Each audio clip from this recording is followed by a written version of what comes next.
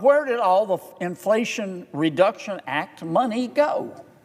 Fair question for taxpayers to ask. I mean, there's nothing wrong with wanting to know what they do with our money. Let me say that again. There's nothing wrong with wanting to know what they do with our money. So where did all the Inflation Reduction Act, this $1.2 trillion, go? Well, President Trump and Doge. What happens when a powerful Democrat's name suddenly shows up in a green organization under Senate scrutiny?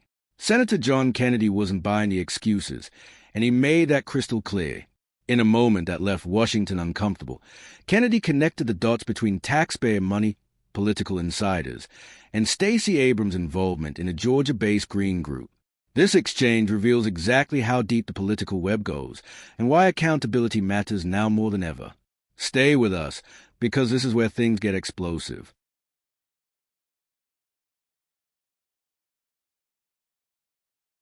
Senator from Louisiana. Thank you, Mr. President. Mr. President, with me today is Mr. John Lowry, who's one of my colleagues from my office, who's been a big help to me. Mr. President, as you know, when Vice President Harris and President Trump ran against each other for the presidency, one of the planks in President Trump's platform was that he was going to review every penny of federal government spending. Why did he say that? Why did he promise to do that? Well, first, there's a moral principle involved. People worked hard for their money, and when they give it to government, they're entitled to expect government to spend it efficiently. Number two, President Trump ran on that plank because of our debt. The federal debt is $36.5 trillion. You know, we throw these numbers around like a trillion, you know, we start to take them for granted. To give you a little perspective, this $36.5 trillion, it grows bigger by the second.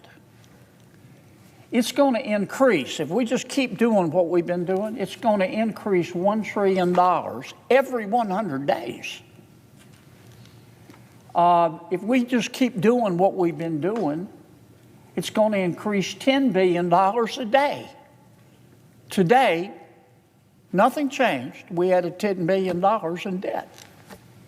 That's also $417 million an hour. That's $6.9 million a minute. I think I've been talking about a minute. We just added $7 million to our debt. That's why the president wants to get rid of spending porn. The reaction here in Washington, Mr. President, has been breathtaking. I understand Washington is not exactly a slice of America. I get that. I understand that Washington is not normal. Normal in Washington, D.C. is a setting on the dryer. So I get all that. We're different in Washington. But the pushback to President Trump's effort through Mr. Musk and his team to reduce spending has just been extraordinary. I mean, people are barking and yelping and shrieking about it. They sound like the game room in a mental hospital. And I get that a lot of people don't like President Trump, and I get that many people don't like Mr. Musk, and I get that Mr. Musk is different. I kind of like that. I mean, I like different. You know, he's the sort of guy that would wear, I don't know, he'd wear Crocs to a wedding. I get that. I find it kind of refreshing. But nobody's ever called him a dummy. And he's found an incredible amount of waste and abuse of taxpayer money, what I call spending porn.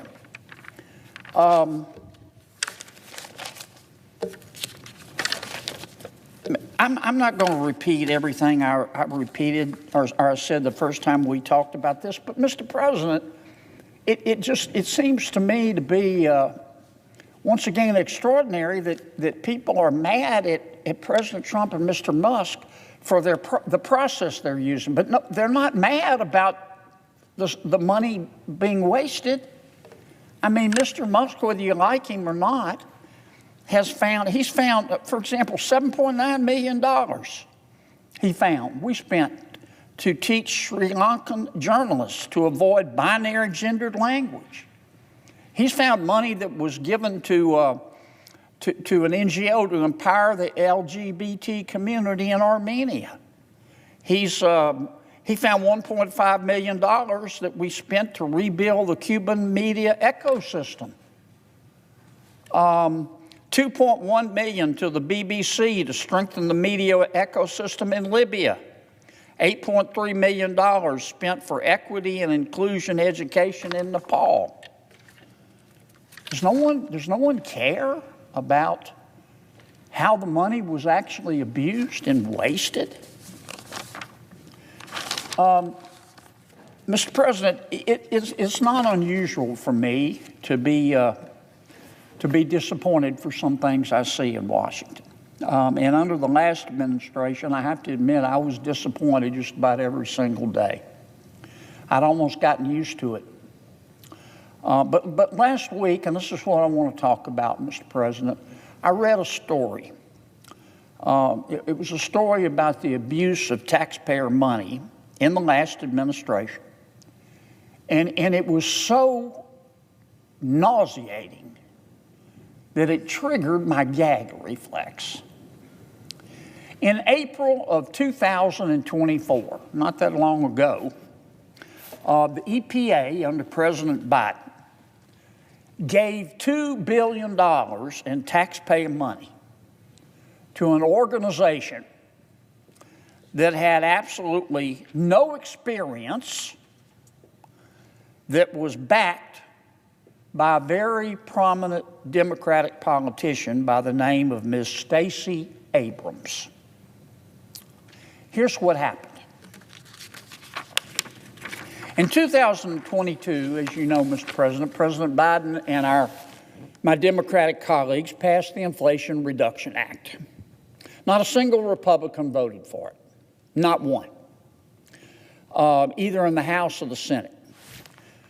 We knew at the time that spending $1.2 trillion, that's what the Inflation Reduction Act cost, would only make inflation worse, not better. And even President Biden eventually admitted that the inflation... Senator John Kennedy once again did what few in Washington are willing to do, ask the uncomfortable questions. During a Senate hearing focused on government oversight and environmental funding, Kennedy zeroed in on a green organization operating in Georgia. But the real moment came when a familiar political name entered the conversation, Stacey Abrams. Kennedy methodically laid out the facts, pointing to public records and financial ties that showed Abrams had worked with or been associated with the organization in question. This wasn't random. The group had received massive funding, and concerns were raised about transparency, political favoritism, and whether taxpayer dollars were being used responsibly. As the witness struggled to respond, Kennedy sharpened his tone. He questioned why politically connected organizations seem to have no trouble accessing millions while everyday Americans struggle under inflation, high energy costs, and a failing economy. The frustration in the room was obvious. Kennedy made it clear this wasn't about ideology. It was about accountability. He emphasized that when public funds are involved, Americans deserve straight answers, not political spin or bureaucratic deflection. The exchange highlighted a broader issue many conservatives have been warning about for years: the growing overlap between democratic political figures, activist organizations, and government funding. Kennedy argued that this creates a system where insiders win, while taxpayers lose. As the hearing continued, the witness failed to provide clear explanations, reinforcing Kennedy's point. If nothing is being hidden, then transparency should be easy. But instead, the answers were vague evasive, and incomplete. This moment resonated because it reflects what many Americans already believe. Washington operates by different rules. And Senator Kennedy's blunt questioning cut through the noise, exposing exactly why trust in government continues to collapse. Whether you support Abrams or not, the question remains, should politically connected organizations receive special treatment with taxpayer dollars? Kennedy made it clear, the American people deserve better.